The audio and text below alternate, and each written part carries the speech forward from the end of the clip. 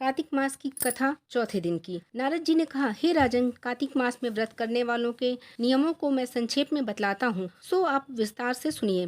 व्रती को सब प्रकार से आमिष, मांस, उड़द, राई, खटाई तथा नशीली वस्तुओं का त्याग कर देना चाहिए। व्रती को दूसरे का अन्न ग्रहण नहीं करना चाहिए, किसी से देश नहीं करना चाहिए और तीर्थ के अतिरिक्त अन्य कोई यात्रा नहीं करनी चाहिए। देवता, वेद, ब्राह्मण, गाय, व्रती, नारी, राजा तथा गुरुजनों की निंदा भी नहीं करनी चाहिए। व्रती को दाल, तिल, पकवान व दान किया हुआ भोजन ग्रहण नहीं करना चाहिए। किसी की चुगली या निंदा भी नहीं करनी चाहिए। किसी भी जीव का मांस नहीं छूना चाहिए। पान, कत्था, चूना, नींबू, मसूर, बासी तथा जूठे अन्न का भी प्रयोग नहीं करना चाहिए। गाय, बकरी तथा भैंस के अतिरिक्त अन्य किसी पशु का दूध नहीं पीना चाहिए।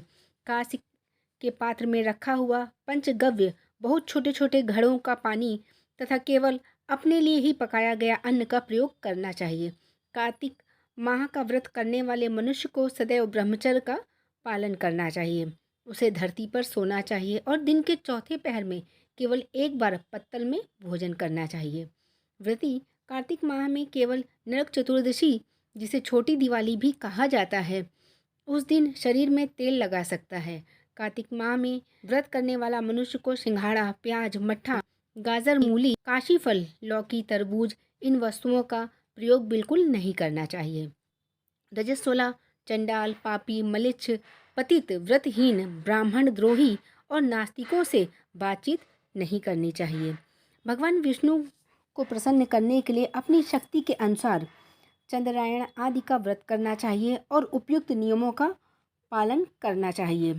व्रती को प्रतिपदा में कुम्हड़ा, द्वितीया को कटहल, तृतीया को तरुणी स्त्री, चतुर्थी को मूली, पंचमी को बेल, षष्ठी को तरबूज, सप्तमी को आंवला, अष्टमी को नारियल, नवमी को मूली, दशमी को लौकी, एकादशी को परवल, द्वादशी को बेर, त्रयोदशी को मट्ठा, चतुर्दशी को गाजर तथा पूर्णिमा को शाक का प्रयोग नहीं करना चाहिए।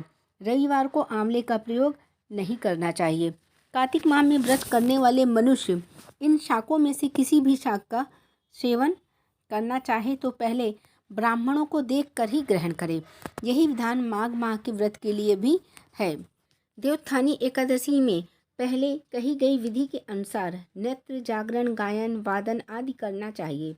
इसको विधि पूर्वक करने वाला मनुष्य को देखकर यमदूत ऐसे भाग जाते हैं जैसे सिंह की गर्जना से हाथी भाग जाते हैं। कार्तिक माह का व्रत सभी व्रतों में श्रेष्ठ है। इसके अतिरिक्त जितने भी व्रत, यज्ञ और हजार संख्या में किए जाने वाले पर भी इसकी तुलना नहीं कर सकते, क्योंकि यज्ञ करने वाला मनुष्य को सीधा वैकुंठ की प्राप्ति होती है।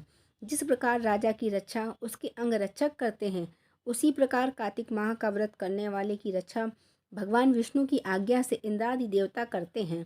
व्रती मनुष्य जहाँ कहीं भी रहता है, वहीं पर उसकी पूजा होती है, उसका यश फैलता है। उसके निवास स्थान पर भूत, पिशाच आदि कोई भी नहीं रह पाते। विधि पूर्वक कार्तिक माह का व्रत करने वाले मनुष्य के पुण्यों का वर्णन करने में ब्रह्मा जी भी असमर्थ हैं। यह व्रत सभी पापों को नष्ट करने वाला है, पुत्र पौत्र प्रदान करने वाला और धन्य धान की वृद्धि करने वाला है। नारद जी बोले, अब मैं कार्तिक व्रत के उद्यापन का वर्णन करता हूँ, जो सब पापों का नाश करने वाला है। व्रत का पालन करने वाला मनुष्य कार्तिक शुक्ल चतुर्दशी का व्रत पूर्ति और भगवान विष्णु की प्रीति के लिए उद्यापन करे। तुलसी के ऊपर एक सुंदर मंडप बनवावे, उसे केले के खंभों से संयुक्त कर नाना प्रकार की धातुओं से उसकी विचित्र शोभा बढ़ावे। मंडप के चारों ओर दीपकों की श्रेणी में सुंदर ढंग से सजा कर रखे। उसे मंडप में सुंदर बंधनवारों से सुशोभित 4 दरवाजे बनावे और उन्हें फूलों से तथा चंवर से सुसज्जित करे। द्वारों पर पृथक पृथक मिट्टी के द्वारपाल बनाकर उनकी पूजा करे।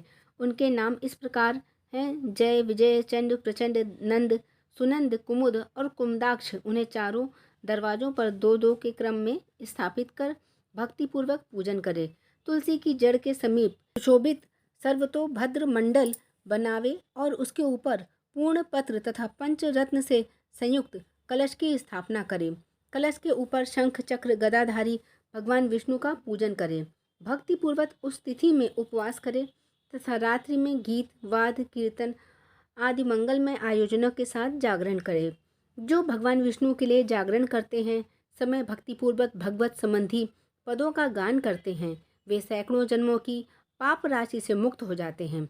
जो मनुष्य भगवान के निमित्त जागरण करके रात्रि भर भगवान का कीर्तन करते हैं, उनको असंख्य गोदान का फल मिलता है। जो मनुष्य भगवान की मूर्ति के सामने नित्य गायन करते हैं, उनके अनेक जन्मों के एकत्रित पाप नष्ट हो जाते हैं। जो भगवान के सम्मुख बैठकर कीर्तन करते हैं, बंसी आदि बजाकर भगवत भक्तों को प्रसन्न करते हैं तथा भक्ति से रात्रि भर जागरण करते हैं, उन्हें करोड़ों तीर्थ करने का फल मिलता है। उसके बाद पूर्णमासी में एक सपत्नीक ब्राह्मण को निमंत्रित करें, प्रातःकाल स्नान और देव पूजन कर वेदी पर अग्नि की स्थापना करें और भगवान की प्रीति के लिए तिल और खीर की आहुति दें।